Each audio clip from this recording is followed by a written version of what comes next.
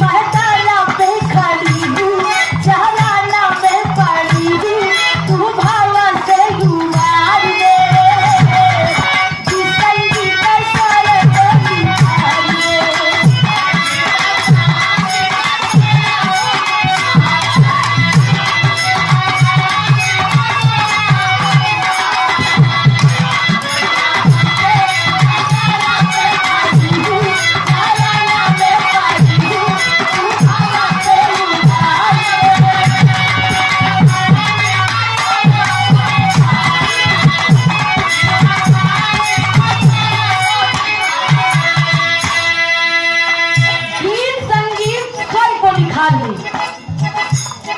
लेकिन अंतरा के भाव में एक एक शब्द आप लोग समझिए। कि का कहे एक बात का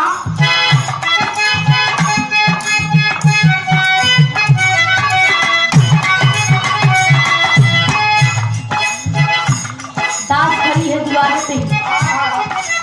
मई मैहर वाली से एक बात की है। मई आपकी शरण में कोई रोता हुआ भक्त जाता है, वो हंसता हुआ आता है, अब कोई खाली फटी झोली लेकर जाता है तो एकदम भरा भरा लेकर आता है। आपकी महिमा अनंतमयी, आपकी महिमा कौन जाना, आपकी महिमा आप ही जाने। कैसे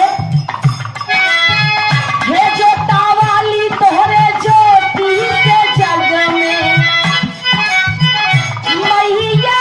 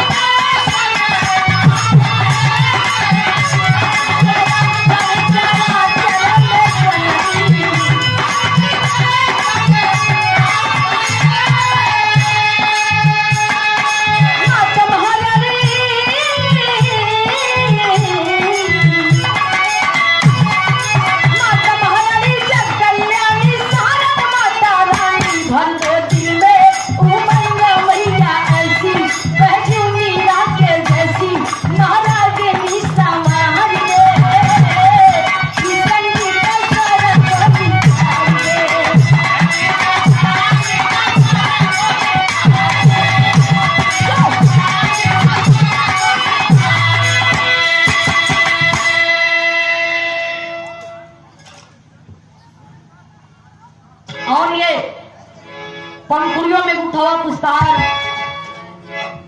परमादरी परम श्रद्धेया बड़े भैया सत्यनारायण यादव प्रधान पद की प्रत्याशी और चुनाव चिन्ह इमली। भाई भैया बताए ना कि इमली के नाम सुनते मान मेहरारूक में हम पानी आ जाता। इमली 101 रुपए दे की सम्मान किए। माई भगवती आपके परिवार हमेशा खुशहाल रखें और आपको परिवार हमेशा हरा भरा रहे। लेकिन कहना बा कि ऋषि मुनि ज्ञानी महात्मा संत लोग यही मां आदिशक्ति जगदम्बा शारदा मई भवानी के पूजा पाठ विनती इबादत करके दुनिया से मर हो गए। लेकिन कहना का बा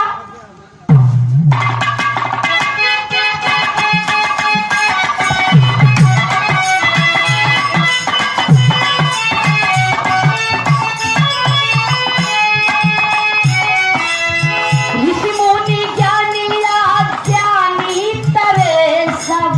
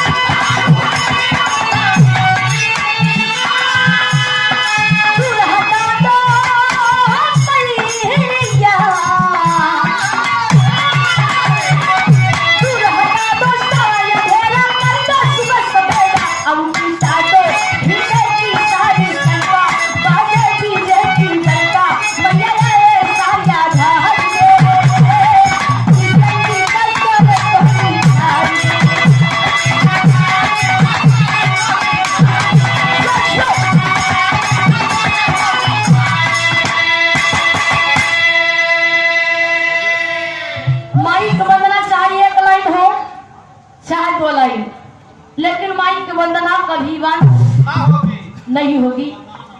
वंदना वही नामे बा, लेकिन आखिरी भाव में कहना बा कैसे।